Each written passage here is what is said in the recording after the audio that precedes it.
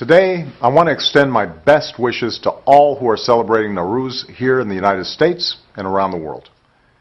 Each year of my presidency, I've marked this holiday by speaking directly to the people of Iran. That's what I'd like to do once more. This is a holiday for the Iranian people to spend time with friends and family, to reflect on the extraordinary blessings that you enjoy, and to look forward to the promise of a new day. After all, this is a season of hope and renewal.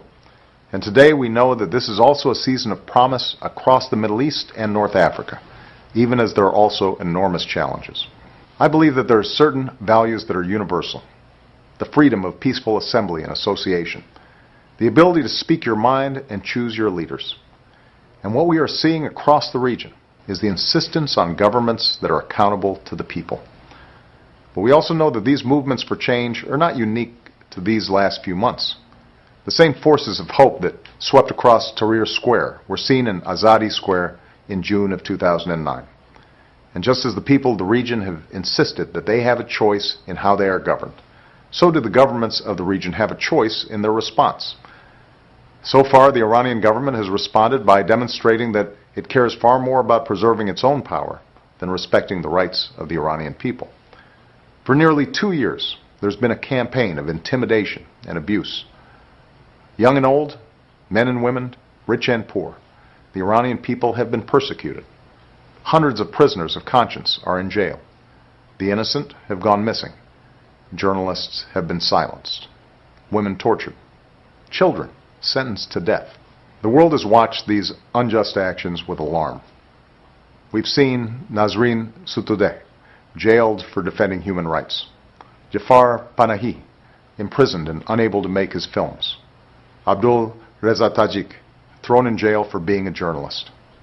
The Baha'i community and Sufi Muslims punished for their faith. Muhammad Valiun, a young student, sentenced to death for throwing 3 stones. These choices do not demonstrate strength, they show fear.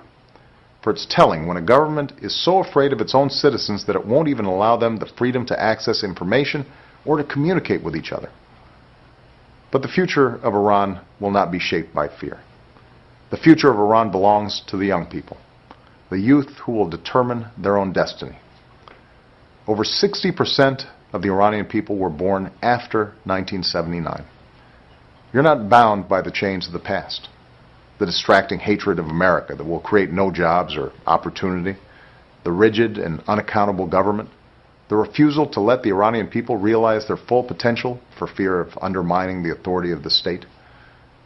Instead, you, the young people of Iran, carry within you both the ancient greatness of Persian civilization and the power to forge a country that is responsive to your aspirations.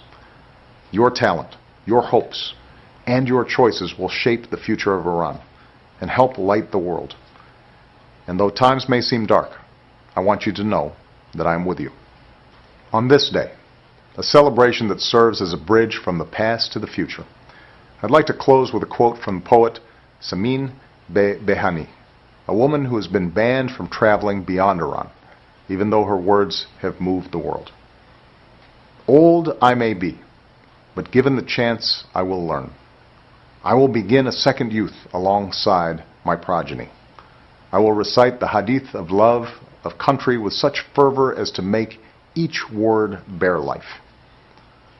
Let this be a season of second youth for all Iranians, a time in which a new season bears new life once more. Thank you, and Eid e Shoma Mubarak.